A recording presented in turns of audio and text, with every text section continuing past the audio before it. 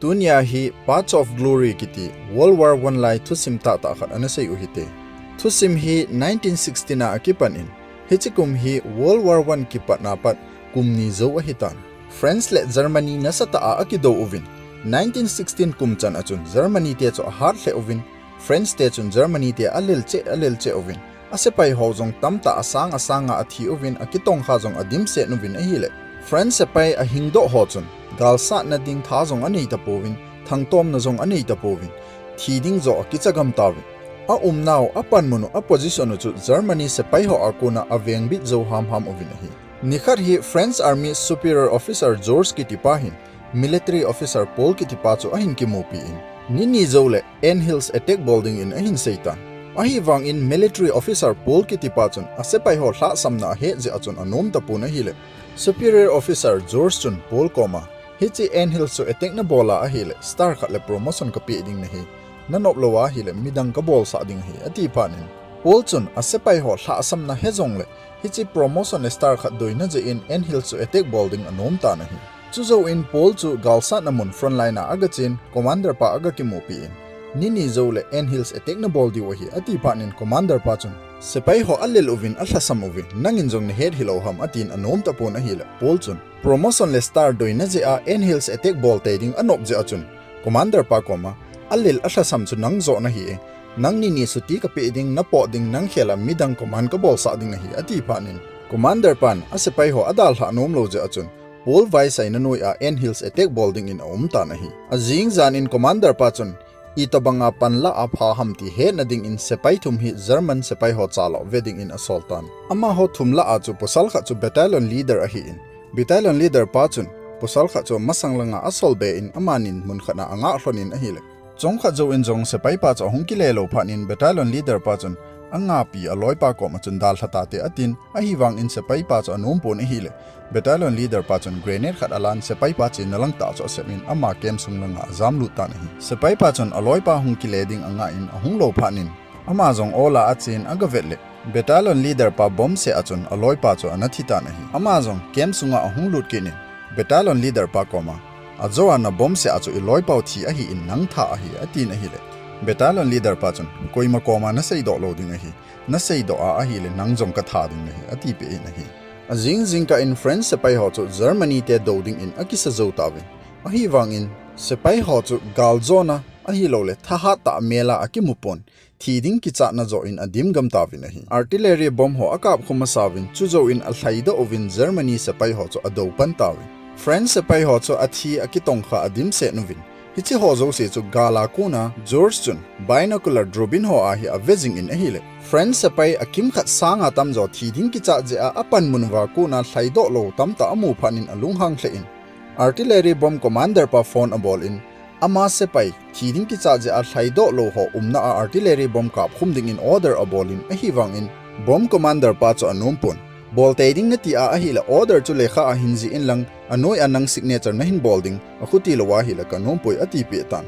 France sepay dang hozong a umnaw a position muno a ke muno wa cho hong nung jam ki gam tawin hichi zo se chu polin amu phanin a promotion moding a star moding chu gam thlache che dana a gel phanin lunghang man in jingma ma a court martial ka bolding sepay zakhat thina punishment ka pi ding a hi atita na hi. Hichi thu chu Paul Commander pa chule Superior Officer George Jauna in ama hothum se cho hata ake ho uvin. Commander pa chun Paul Lungel di lodan chule athilgon ho apom lodan ase in. Igam adinga thile hin ki ka ading sepay chunga ipiding ango na di lo akingo athina changei punishment ki pedi ham atin. Paul thilgon ho cho alol hin lo na teding in haseya ase in ahiwang in hichi ho zo se hung kondo na cho George ahi je achun ima apachum tapon. George chun sepay zakhat cho aval be se in sepay hola ami thumung thleng do win lang hichi mi thum se chu sepay ho masang a thina punishment ki pele phatante ati pe ta nahi. Aki ho chai ovin Paul chun commander pa apolanga hin zui do in commander pa kom chun hichi thu a hin nang thu ima ha se hi in na ha se ya hile nang jong punishment mu thei nahi atin gi na anejin ahi wang in commander pa chu posal hangsan gal hang a hi ja chun hichi Paul thu se ya chun aki chapun hi. Chom khat zo in sepay mi thum athen do ho ko ma chun aga chen ahile sepay ho chun ipi atile hi chan ge adinga go na ka chan oham atin adong ovin hichi sepay thum ki thleng do la chu battalion leader pa jong azawin. Battalion leader pa chun commander pa koma ke hi chi go na dinga e ki hlen do na hi e ho se pai ho khat mama grenade na ka tha ja chu hintina atin a hi wang in commander pa chun hi che ho ji chu a hi poi nang hon ima bol khil na nei powe chule zinga ko na hung pha nu le se pai khat hi na a hang san ta na hung diu hi atin adal thaki ta na hi azingin ko na hung ki he pan tawin commander pa chun polin se pai thum ho ngo na anei chu adi lodan ase in chule se pai thum hon bol khil anei lodan ho jong ha ta a ase in se pai thum ho chu na sa ta a adin pi wang in thil e ma zo se chu George Thilgun a hi je achun a phachum ta pun se pai thum ho chu jing ka le kap li ding in om tawin a hi hi chi zan achun hi chi se pai thum ho chu an tuita ta ane saovin father pa jong ama ho thum taw pi ding in a hungin se pai khat pa chun father pan a in ko te ana pi ding in lekha khat apin ama ho thum se chu kicha na le ti za nan adim ovin athil chan u chu ata san thei povin father pan jong ama ho se chu ataw pi in a hile ama ho thum la apusal kha chun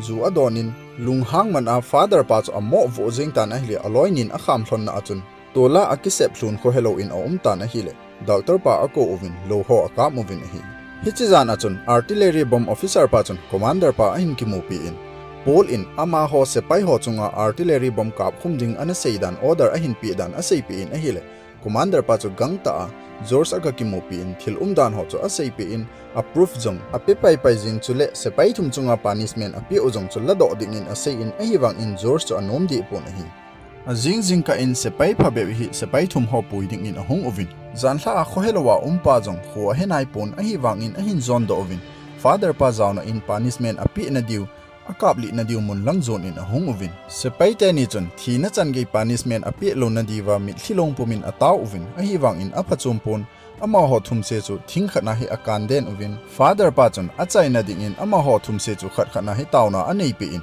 se pai ho chu akapli ding in ready san om tawin a hi a se pai chan khom pi ho chun apona thei hle ovin a hiwang in la ima alo thei povin commander pan fire ati phanin se pai ho chun hi chi aloi se pai pathum se chu akapli tawin a hi hechini mama ni hla lang pungni don ahin George chun commander pa le Paul chu akau thanin Paul koma e ho se pai ho chung mama artillery bomb kap khumding order na pi complain commander pa akona ahunge ati na hile Paul chun superior officer George koma commander pa hi kachunga alung thlailo je azo thu angona akachunga abol gut a hi bove atin a hi wang in George chun approve for imazo se amu a hi je achun Paul thu sei chu ala pi tapun a hi le Paul chu lunghang ta in apo do ta na hi chu zo in George chun commander pa chu star khat le promotion pi ding in a thlem kinin a hi wang in commander pa chu anum pun commander pa chun nang hi mi phalo ta milung thim seta milung se na neilo mo na neilo mi hem that ngam te se gilo ta na hi ati pi in adal thata na hi chu in commander pa chu a sepai ho umna